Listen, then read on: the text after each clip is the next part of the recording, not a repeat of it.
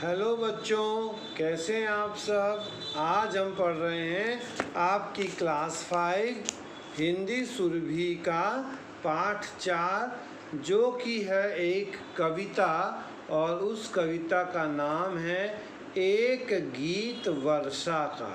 मतलब इस कविता में हम वर्षा ऋतु में होने वाली चीज़ों के बारे में एक कविता के माध्यम से हम देखेंगे कि वर्षा ऋतु किस तरह से हमें अच्छी लगती है।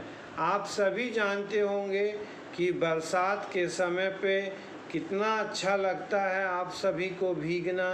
आप सभी बादलों की गड़गड़ाहट और बिजली की कड़कने से डर भी जाते होंगे।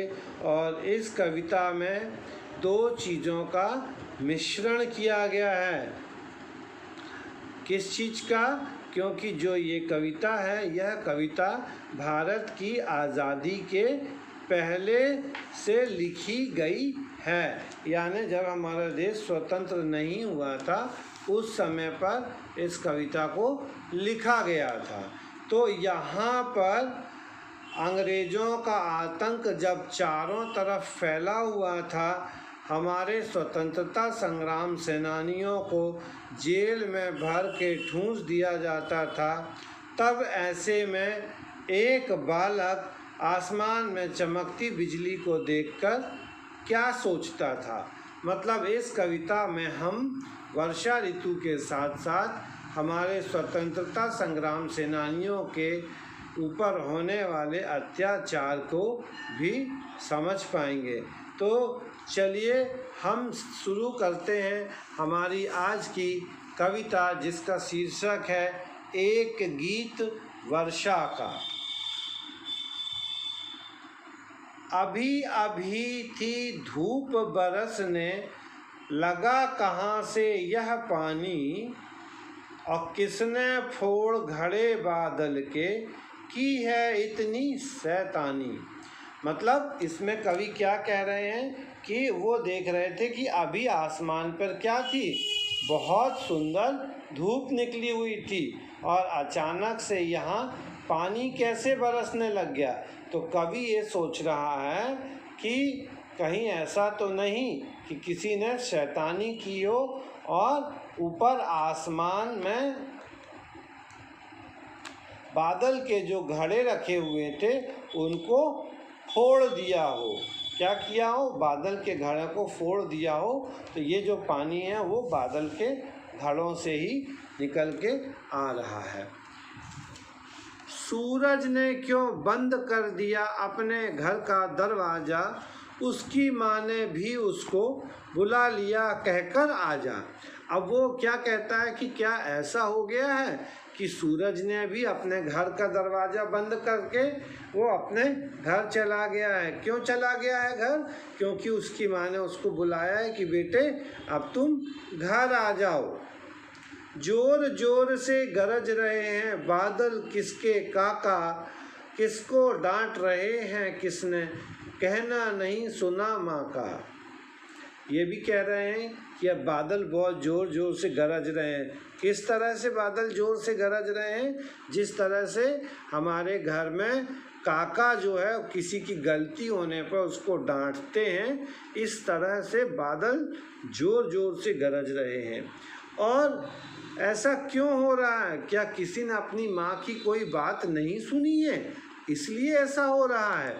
बिजली के आंगन में अम्मा चलती है किसकी तलवार, कैसे चमक रही फिर भी क्यों खाली जाते हैं वार। तभी बच्चा क्या देखता है कि आसमान में बिजली चमक रही है। वो आंगन में खड़ा है और देख रहा है। तो वो अपनी माँ से पूछ रहा है कि माँ, ये तलवार जैसी आकृति की बिजली कैसे चमक रही है, और ये जिसको भी मार रही है उस पर इसके वार खाली क्यों जा रहे हैं। क्या अब तक तलवार चलाना माँ वे सीख नहीं पाए, इसीलिए क्या आज सीखने आसमान पर हैं आए।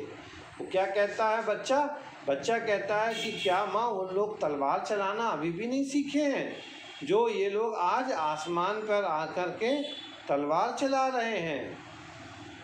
एक बार भी माँ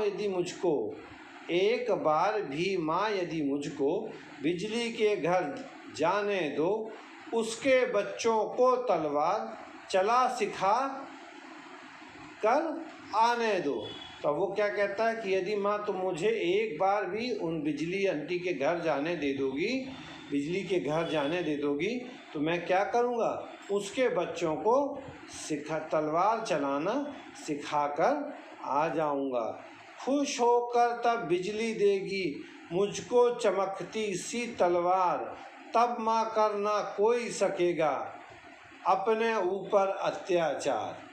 तो वो क्या कहता है कि जब मैं उनके बच्चों को तलवार चलाना सिखा दूंगा तो क्या होगा, उसकी जो माँ है, बच्चों की माँ है, वो मुझे एक बहुत सुंदर चमकती हुई तलवार देगी। और इस तलवार को लाने के बाद जब सब लोग इस तलवार को देखेंगे तो अपने ऊपर कोई भी अत्याचार नहीं कर पाएगा।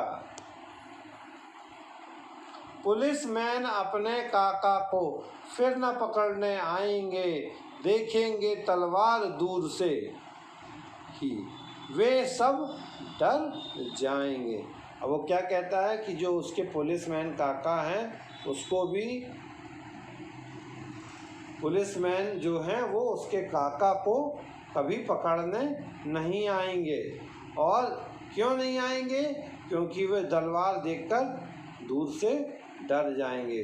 ठीक है ना। पुलिस वाले जो ब्रिटिश सरकार के जो सैनिक हैं वो उनके काका को पकड़ने नहीं आएंगे। तो यहाँ पर कवि ने स्वतंत्रता संग्राम के पहले की झलक को अपनी कविता में डालने की कोशिश की है। इसके बाद कवि आगे कहता है कि अगर चाहती हो माँ काका जाएं अब ना जेल खाना, अगर चाहती हो माँ काका जाएं अब ना जेल खाना, तो फिर बिजली के घर मुझको तुम जल्दी से पहुँचाना।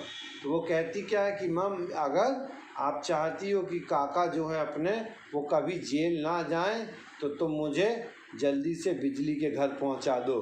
तो बिजली के घर जाने के बाद बच्चा क्या करेगा, बिजली के घर जाने के बाद बच्चा बिजली के बच्चों को तलवार चलाना सिखा करके और वहाँ से एक चमकती हुई तलवार लेकर के आएगा। इसके बाद फिर क्या कहता है, काका जेल न जाएंगे अब तुझे मंगा दूंगी तलवार, पर बिजली के घर जाने का अब मत करना कभी विचार। तो माँ घबरा जाती है। माँ कहती है कि अगर ये बिजली के घर चला गया तो क्या होगा, इसलिए वो उसको समझाने का प्रयास करती है, उसको बोलने का प्रयास करती है, बता रही है कि देखो बेटा, अब तुम्हारे काका कभी जेल नहीं जाएंगे। ठीक है, क्यों नहीं जाएंगे, क्योंकि मैं तुम्हें तलवार मंगा दूंगी, मैं तुम्हें तलवार ला के दूंगी, जिसको देख करके पुलिसमैन डर जाएंगे और तुम्हारे काका कभी जेल नहीं जाएंगे। परंतु तुम अब कभी भी मुझसे बिजली के घर जाने की बात मत करना, ये कभी भी मत सोचना कि मुझे बिजली के घर जाना है। तो ये थी हमारी आज की कविता। इस कविता की जो लेखिका हैं वो सुभद्रा कुमारी चौहान जी हैं, जो कि हिंदी साहित्य जगत की एक जानी मानी लेखिकाओं में जानी जाती हैं। इन्होंने स्वतंत्रता संग्राम के पहले भी हमारा देश आज़ाद होने के पहले भी अपने देश को परतंत्र स्थिति में देखा है, इसीलिए उनके मन में ये सारे विचार आए और उन्होंने इन विचारों को वर्षा ऋतु के साथ जोड़कर बड़े ही प्यारे तरीके से आप सभी के अध्ययन के लिए रचा। तो चलिए अब हम इसके देखते हैं कठिन शब्द कौन से हैं। फोड़ना यानी तोड़ना, अत्याचार बुरा बर्ताव, वार प्रहार, जेल खाना जहाँ कैदी रखे जाते हैं। तो ये सारे शब्द थे, उनके अर्थ आप अपनी कॉपी में लिखेंगे।